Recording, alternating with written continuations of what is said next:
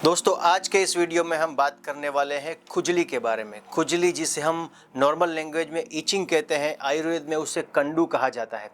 Word तो ये एक बहुत छोटा है खुजली, लेकिन जिन लोगों को ये खुजली की बीमारी होती है वो सारे लोग जो हैं वो इस चीज़ को बहुत ज़्यादा डीप से समझते हैं कि खुजली की बीमारी की वजह से day by day routine life होती है, उसमें कितनी सारी दिक्कतों का, कितनी सारी प्रॉब्लम्स का उनको सामना करना पड़ता है। हम मजाकिया लैंग्वेज में एक दूसरे को ऐसा भी कहते हैं कि तुझे तो आजकल बहुत खुजली लगी हुई है।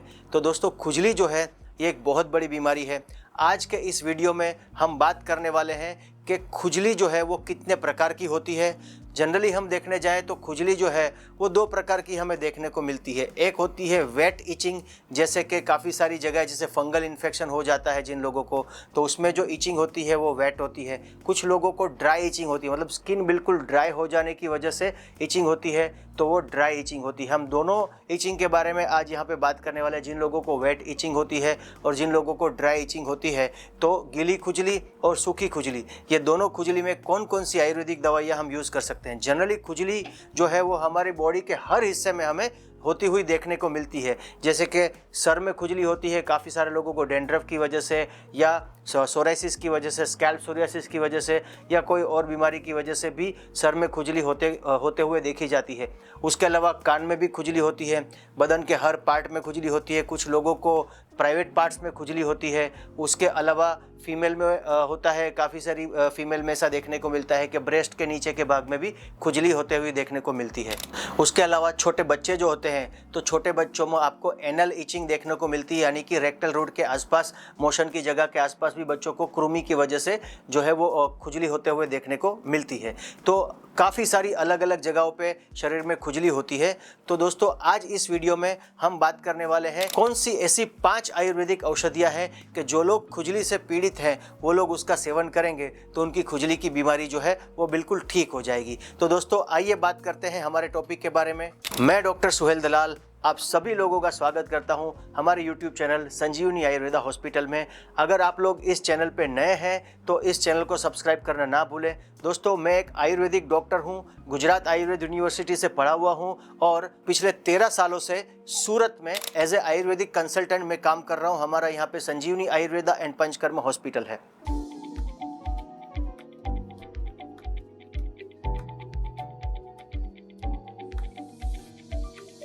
दोस्तों आज हम बात करने वाले हैं इस वीडियो में 5 ऐसी औषधियों के बारे में कि जिन लोगों को खुजली की बीमारी है, अगर ये औषधियों का वो सेवन करते हैं तो उनकी बीमारी में उनको बहुत अच्छा लाभ प्राप्त होगा। 5 में से जो सबसे पहले नंबर की आयुर्वेदिक औषधि जिसके बारे में मैं बात करने वाला हूँ उसका नाम है नागरमोथ। दोस्तों नागरमोथ एक ऐसी औषधि है जो आपको आपके नज़दीकी कोई भी आयुर्वेदिक मेडिकल स्टोर पे आसानी से मिल जाएगी। आयुर्वेद में उसे मुस्ता भी कहा जाता है। नागरमोथ की जो तासीर है, ये दवाई तासीर में ठंडक वाली है, यानी कि जिनको पित्त रिलेटेड खुजली है, जिनको गर्मी की वजह से खुजली है, जिनकी बॉडी पे लाल लाल चकामे हो चुके हैं और जो जगह पे खुजली कर करके बहुत गरम गरम भाग हो चुका है, या जिन लोगों को पित्त कफज खुजली है, यानी कि पित्त और कफ की वजह से खुजली बढ़ी हुई है, तो वैसे लोगों के लिए नागरमोथ जो है वो बहुत अच्छी औषधि है। पित्त कफज खुजली, आपको लगता होगा पित्त और कफ की वजह से बढ़ी हुई खुजली कैसी होती है, यानी कि मैं आपको अगर डिटेल में समझाऊं तो जहां पे भी खुजाने के बाद अगर आपको वाइट कलर का डिस्चार्ज होता है या ब्लड निकलता है या पस निकलता है, मतलब कोई भी डिस्चार्ज होता है या सूजन आ जाती है, तो उसे आप पित्त कफज खुजली कह सकते हैं। और वैसी खुजली में नागरमोथ एक बेहतरीन औषधि का काम कर सकती है। नागरमोथ जो है वो स्वाद में कड़वा और कसेला होता है, यानी कि वो बॉडी में जाकर कृमि का नाश करता है। यानी हमारे बॉडी में होने वाली जो वेट इचिंग है, जहाँ की मतलब कि इचिंग करने के बाद कोई भी स्त्राव होने लगता है, कोई भी सिक्रीशन होने लगता है, उसे वेट इचिंग कहा जाता है। तो वेट इचिंग की अगर आपको तकलीफ है तो वेट इचिंग की बेहतरीन औषधि है नागरमोथ।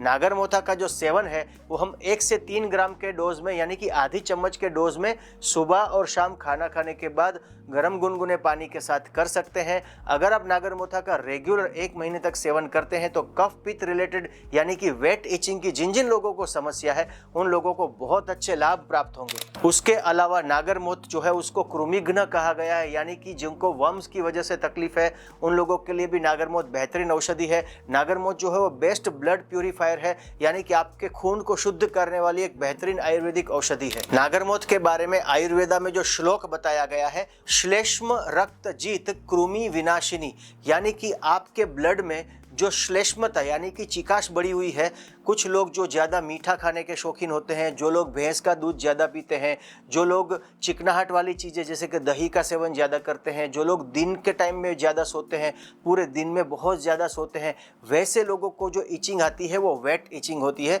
और वैसे सभी डिसीज़ में नागरमोथा का सेवन कर सकते हैं। कुछ ऐसे लोग हैं जो नागरमोथ का सेवन नहीं कर सकते, यानी कि जो लोग बिल्कुल पतले हैं, बिल्कुल थीन है, वैसे लोगों को नागरमोथा का सेवन नहीं करना चाहिए, क्योंकि ये हमारी बॉडी में से कफ को भी निकालती है, फैट को भी निकालती है। इसलिए बहुत जो पतले लोग होते हैं उनको नागरमोथ का सेवन नहीं करना चाहिए। दोस्तों, नागरमोथा के बाद जो दूसरी आयुर्वेदिक औषधि में खुजली के लिए आपको बताने वाला हूँ उसका नाम है दारू हरिद्रा। दारू हरिद्रा के नाम में दारू आता है, दारू का मतलब अल्कोहल बिल्कुल भी नहीं होता है। दारू हरिद्रा एक हल्दी की जात है, एक हल्दी का प्रकार है जिसको दारू हरिद्रा कहा जाता है। दारू हरिद्रा का जो रंग है वो हल्दी के जैसा ही होता है। दारू हरिद्रा का सेवन जो है वो एज ए आयुर्वेदिक औषधि किया जाता है। जो लोग डायबिटिक होते हैं, जिनको शुगर की वजह से, डायबिटीज़ की वजह से इचिंग की तकलीफ होती है, खुजली की बीमारी होती है, या जो लोग वेट इचिंग यानी कि गीली खुजली से परेशान होते हैं, वैसे सारे लोगों के लिए दारू हरिद्रा एक बेहतरीन औषधि है। दारू हरिद्रा भी हमारे शरीर में पित्त और कफ के रिलेटेड जितनी भी कंडू है, जितनी भी खुजली है, उसके लिए बेस्ट है। दारू हरिद्रा जो है वो नेचर में हॉट होती है और ड्राई पोटेंसी की होती है, यानी कि स्वभाव में थोड़ी हॉट होती है, गर्म तासीर की होती है। उसका सेवन 1 ग्राम से लेकर 3 ग्राम तक दिन में 2 बार किया जा सकता है। इसको भी आप सुबह शाम खाना खाने के बाद गर्म गुनगुने पानी के साथ ले सकते हैं। दारू हरिद्रा का सेवन अगर मैं आपको बताऊं तो जिन लोगों को विंटर में इचिंग होती है, वसंत ऋतु मार्च और अप्रैल महीने में जिन लोगों को भी इचिंग की तकलीफ होती है, तो वैसे लोग अगर दारू हरिद्रा का सेवन इचिंग के लिए करेंगे आधा चम्मच सुबह शाम खाने के बाद, तो वैसे लोगों को बहुत अच्छे लाभ प्राप्त होंगे। आप दारू हरिद्रा का सेवन शहद के साथ भी कर सकते हैं या गर्म गुनगुने पानी के साथ भी कर सकते हैं। अगर आप उसका शहद के साथ सेवन करना चाहते हैं तो आधी चम्मच दारू हरिद्रा का शहद के साथ पेस्ट बना के उसको 2 टाइम खाना खाने के बाद चाट लेना है। तो अगर आप डायबिटिक पेशेंट है तो आपको शहद के साथ नहीं, लेकिन गर्म गुनगुने पानी के साथ दारू हरिद्रा का सेवन करना है। दारू हरिद्रा जो है वो best liver and blood purifier है। आपके लीवर में जमा हुई गंदगी को अच्छे से साफ करने की एक बेहतरीन औषधि है दारू हरिद्रा। उसके अलावा आपके खून को शुद्ध करने वाली, यानी कि बेहतरीन ब्लड प्यूरिफायर, आपके खून में से तमाम गंदगी को और आपके ब्लड में से कचरे को निकालने वाली एक बेहतरीन आयुर्वेदिक औषधि है दारू हरिद्रा। दोस्तों, उसके बाद मैं बात करना चाहूँगा तीसरी आयुर्वेदिक औषधि के बारे में। तीसरी हमारी जो आयुर्वेदिक औषधि खुजली के लिए जो है वो तो सब लोग जानते हैं, जिसका नाम है नीम। नीम को तो हर बंदा जानता है, हर पर्सन को पता होता है कि नीम क्या होता है। नीम के बारे में अगर मैं कहना चाहूँ तो ऐसा कह सकते हैं कि नीम का पत्ता कड़वा होता है, इससे स्किन डिसीज नहीं बढ़ता है। नीम जो है वो हमारे इंडिया में हर जगह पाया जाता है, बहुत ही आसानी से और फ्री में मिलने वाली चीज़ है।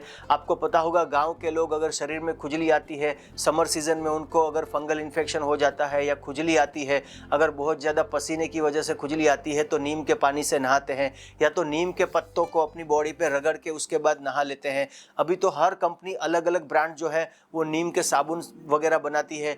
बचपन में सारे लोगों ने नीम के दातुन का इस्तेमाल भी किया होता है, क्योंकि नीम जो है वो बेस्ट कृमिघ्न औषध है। नीम जो है उसका टेस्ट कड़वा होता है, उसकी जो पोटेंसी यानी कि उसकी जो तासीर है वो ठंडी होती है, उसका जो स्वभाव है वो लघु यानी कि वो शीत, वो उसका स्वभाव जो है वो लघु होता है, यानी कि वो पचने में, डाइजेस्ट करने में लाइट होती है। सबसे बेहतरीन आयुर्वेदिक औषधि है कृमि को ठीक करने के लिए। जिन लोगों को पिंपल की बीमारी है, जिन लोगों को स्किन डिसीज़, कोई भी स्किन डिसीज़ है, वैसे लोगों के लिए, डेंड्रफ के लिए, सब बीमारियों के लिए, जो स्किन की और खुजली की जितनी भी बीमारियां हैं उसके लिए नीम सबसे बेहतरीन आयुर्वेदिक औषधि है।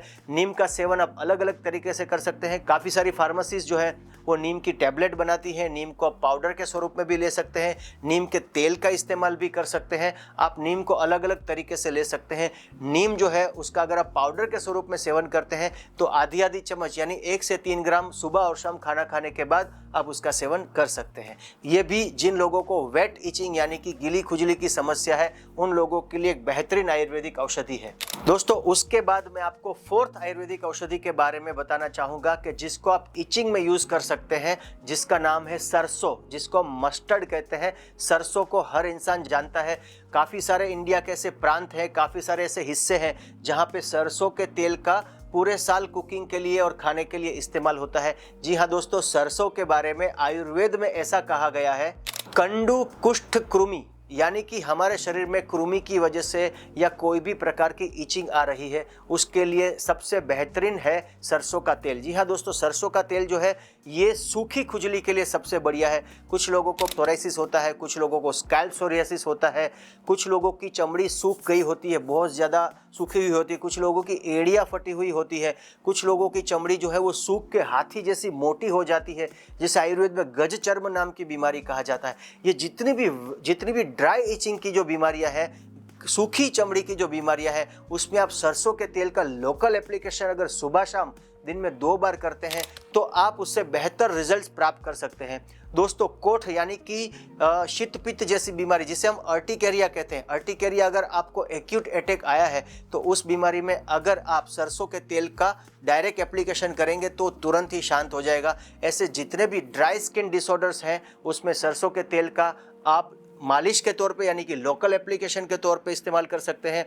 आपकी सब्जी जो है वो सरसों के तेल में बना के भी खा सकते हैं। इतना याद रखना है कि अगर आपकी शरीर की तासीर गर्मी की है या तो गर्मी की सीज़न है तो उसमें आपको सरसों के तेल का इस्तेमाल करना अवॉइड करना है। उसके बाद दोस्तों हमारी 5वीं आयुर्वेदिक औषधि है जिसका नाम है जटामांसी। जी हाँ दोस्तों, जटामांसी जो है ये भी आपको आयुर्वेदिक मेडिकल स्टोर पे मिल जाएगा। ये पाउडर के फॉर्म में मिलता है। कुछ लोगों को वायु की वजह से, कुछ लोगों को पित्त की वजह से और कुछ लोगों को कफ की वजह से अलग अलग खुजलियों के बारे में मैंने आपको बताया और अलग अलग आयुर्वेदिक औषधियों के बारे में बताया। लेकिन जिन लोगों को वेट और ड्राई दोनों मिक्स खुजली है या जिन लोगों को तीनों दोष की वजह से त्रिदोषज खुजली है, वैसे लोगों के लिए, जिन लोगों को साइकोलॉजिकल इचिंग है यानी कि जिन लोगों के दिमाग में बैठ गया है कि हमें खुजली की बीमारी है, या जिन लोगों को रात के टाइम पे ज़्यादा खुजली आती है, नींद में बहुत ज़्यादा खुजली आती है जिसकी वजह से वो सो नहीं पाते हैं, तो वैसे लोगों के लिए जटामांसी जो है वो बेस्ट आयुर्वेदिक औषधि है जिसका सेवन आधी चम्मच रात को सोने से 1 घंटा पहले किया जा सकता है। कि हर्पिस की बीमारी जिन लोगों को होती है या उसके अलावा कोई भी स्किन डिसऑर्डर हो जाते हैं या जिन लोगों को साइकोलॉजिकल इचिंग का प्रॉब्लम है यानी कि सोचते हैं तो खुजली आने लगती है, वैसे सारे लोगों के लिए जटामांसी जो है वो बेस्ट औषधि का काम कर सकती है इचिंग के लिए। और जटामांसी का सेवन मैंने आपको बताया उस तरीके से कर सकते हैं। जटामांसी का तेल भी मिलता है, उसको भी अपने बालों में अप्लाई करने से आपको बहुत अच्छी नींद प्राप्त हो सकती है। तो दोस्तों मैंने आपको आज के इस वीडियो में ये 5 आयुर्वेदिक औषधियों के बारे में बताया कि जिसका सेवन करके आप अपनी खुजली की बीमारी को घर बैठे खुद ठीक कर सकते हैं। दोस्तों फिर भी इसमें से कोई भी आयुर्वेदिक औषधि का इस्तेमाल करने से पहले आप अपने नज़दीकी आयुर्वेदिक डॉक्टर को एक बार कंसल्ट करके उनकी राय लेने के बाद ही इनमें से कोई भी आयुर्वेदिक औषधि का इस्तेमाल कर सकते हैं। और आप कोई भी आयुर्वेदिक औषधि को इस्तेमाल करने के बाद भी अगर आपको ठीक नहीं होता है तो आप अपने नज़दीकी आयुर्वेदिक डॉक्टर के पास जाकर पंचकर्म ट्रीटमेंट करवाएं। जी हाँ, पंचकर्म ट्रीटमेंट में दोस्तों आपको 3 ट्रीटमेंट करवानी है। सबसे पहली है वमन, यानी कि शरीर में जो गंदा कफ जो ब्लड के साथ मिक्स हुआ है उसको ऊर्ध्व भाग से यानी कि वमन करके, वॉमिटिंग करके बाहर निकलवाया जाता है। जिन लोगों को गर्मी की वजह से यानी कि पित्त की वजह से इचिंग हो रही होती है उनको वमन के बाद विरेचन करवाया जाता है, जिसमें आपको मोशन करवा के पर्गेशन ट्रीटमेंट की मदद से आपके इंटेस्टाइन को, आपके लीवर को डिटॉक्स किया जाता है। और जिन लोगों को वमन और विरेचन से भी खुजली की बीमारी ठीक नहीं होती है तो वैसे लोगों को जलोका यानी कि ब्लड लेटिंग करवाया जाता है, जिसमें लीच अप्लाई करी जाती है या तो कपिंग किया जाता है, या तो जिनको ज़्यादा तकलीफ है तो उनको वेनेसेक्शन यानी कि उनका ब्लड लेटिंग की ट्रीटमेंट करवाई जाती है। मतलब 100 ml तक का ब्लड वहाँ से जो साइड पे ज़्यादा इचिंग है वहाँ से निकाला जाता है। तो ये पंचकर्म ट्रीटमेंट भी आप करवा सकते हैं। तो दोस्तों आज का ये वीडियो आपको कैसा लगा कमेंट करके मुझे ज़रूर बताएं। और कोई भी टॉपिक पे अगर आप वीडियो चाहते हैं तो आप नीचे कमेंट बॉक्स में ज़रूर से लिखें। दोस्तों अगले वीडियो में हम ज़रूर मिलेंगे, तब तक के लिए धन्यवाद। Sanjeevani Ayurveda and Panchakarma Hospital. Rejuvenate your mind, body and soul. Call now 75750 या 98794 116 117 ग्रीन एलिना ऑपोजिट स्नेह संकुल वाड़ी, आनंद महल रोड, अडाजन, सूरत।